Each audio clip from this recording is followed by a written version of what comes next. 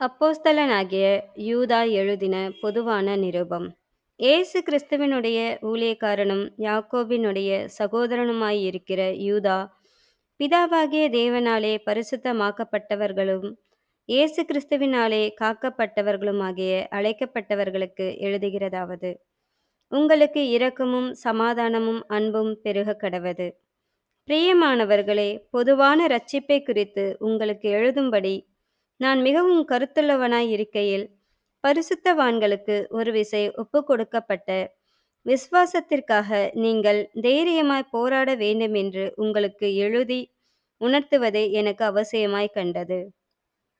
ஏனெனில் நமது தேவனுடைய கிருபையை காம விகாரத்துக்கு ஏதுவாகப் புரட்டி, ஒன்றான ஆண்டவராகிய தேவனையும் நம்முடைய கர்த்தராகிய இயேசு கிறிஸ்துவையும் மறுதலிக்கிற பக்தியற்றவர்களாகிய சிலர் பக்க வழியாய் நுழைந்திருக்கிறார்கள். அவர்கள் இந்த ஆக்கினைக்குள்ளாவார்கள் என்று பூர்வத்திலே எழுதியிருக்கிறது.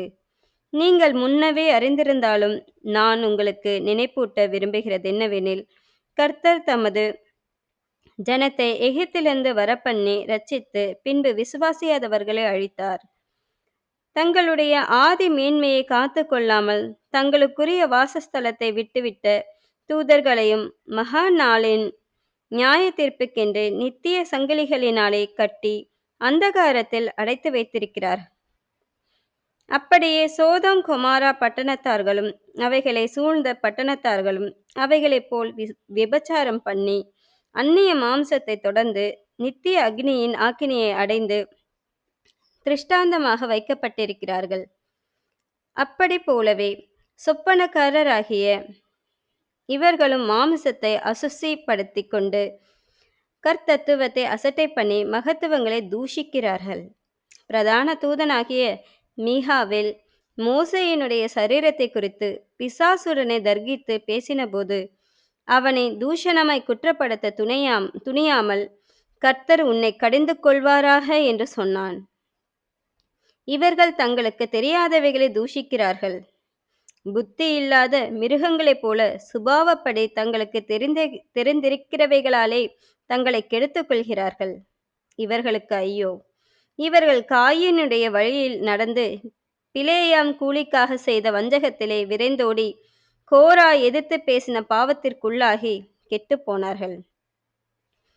இவர்கள் உங்கள் அன்பின் விருந்துகளில் கரைகளாயிருந்து பயமின்றி கூட விருந்துண்டு தங்களை தாங்களே மேய்த்துக் கொள்கிறார்கள். இவர்கள் காற்றுகளால் அடியுண்டோடுகிற தண்ணீரற்ற மேகங்களும் இலை உதிர்ந்து கனியற்று 2 தரம் செத்து வேரற்று போன மரங்களும் தங்கள் அவமானங்களை நுரைதள்ளுகிற அமளியான கடல் அலைகளும் மார்க்கந்தப்பி அலைகிற நட்சத்திரங்களுமாயிருக்கிறார்கள்.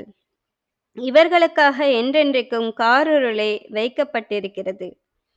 ஆதாமுக்கு 7ஆம் தலைமுறையான ஏனோக்கும் இவர்களை குறித்து, இதோ எல்லோருக்கும் நியாய தீர்ப்பு கொடுக்கிறதற்கும் அவர்களில் அவபக்தியுள்ளவர்கள் யாவரும் அவபக்தியாய் செய்து வந்த சகல அவபக்தியான கிரியைகளின் நிமித்தமும் தமக்கு விரோதமாய் அவபக்தியுள்ள பாவிகள் பேசின கடின வார்த்தைகள் எல்லாவற்றின் நிமித்தமும் அவர்களை கண்டிக்கிறதற்கும் 1000 தமது பரிசுத்தவான்களோடும் கூட கர்த்தர் வருகிறார் என்று முன்னறிவித்தான். இவர்கள் முறுமுறுக்கிறவர்களும் முறையிடுகிறவர்களும் தங்கள் இச்சைகளின்படி நடக்கிறவர்களுமாயிருக்கிறார்கள். இவர்களுடைய வாய் இருமாப்பானவைகளை பேசும், தற்பொழிவுக்காக முகஸ்துதி செய்வார்கள். நீங்களோ பிரியமானவர்களே, நம்முடைய கர்த்தராகிய இயேசு கிறிஸ்துவின் அப்போஸ்தலரால் முன் சொல்லப்பட்ட வார்த்தைகளை நினைவு கூறுங்கள்.